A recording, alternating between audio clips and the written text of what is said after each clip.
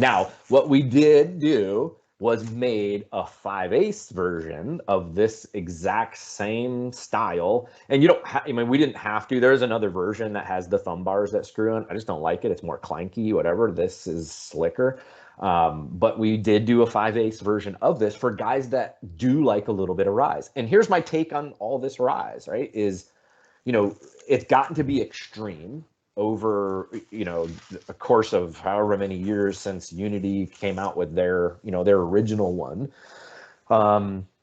Somebody was paid a lot of money to promote that thing and say it was the greatest thing since sliced bread, and that everybody now is passive aiming and this is so much better for night vision. And dude, guys are still not passive aiming. Like, passive aiming is something you need to understand and, know how to do it. I make guys do it in the course just to say, hey man, yep, I've done it. I know how to do it if I need to. Sure, you can quietly take a shot. It's more about understanding all these different power levels on your laser, right?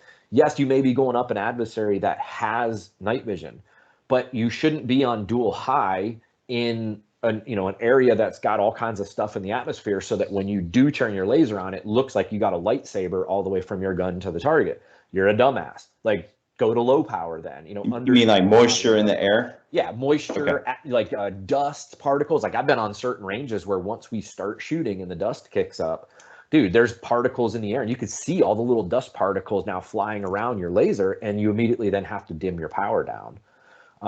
So guys need to understand the power levels, but a laser is way faster than passively aiming. Granted, you could get to be very quick with passive aiming and bringing the gun up, but what you'll never defeat is that field of view that you lose.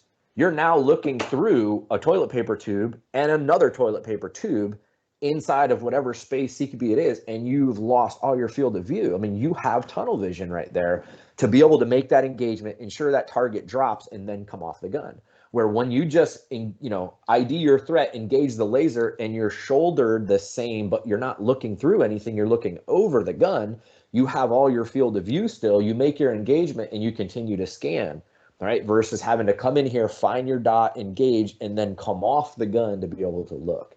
It's just not as fast. I mean, I have guys do it on the range. I have everybody test it and, hey man, which do you like? I mean, I would much rather prefer engaging with my laser, but you got to know how to use your laser, when to turn it on, when to turn it off. I turn it off after every engagement, right? If I see a threat, then as I identify the threat, the gun comes up, it goes on fire, laser comes on, I engage, laser comes off, gun goes on safe. I'm not running around with my laser on all the time and going, man, what's that over there? And what's that over there? Like, if you think somebody has night vision or IR cameras or something around their structure, then you have to be conscious of your use of these, when and where you're using it. That's all. And how you're using it with what power level.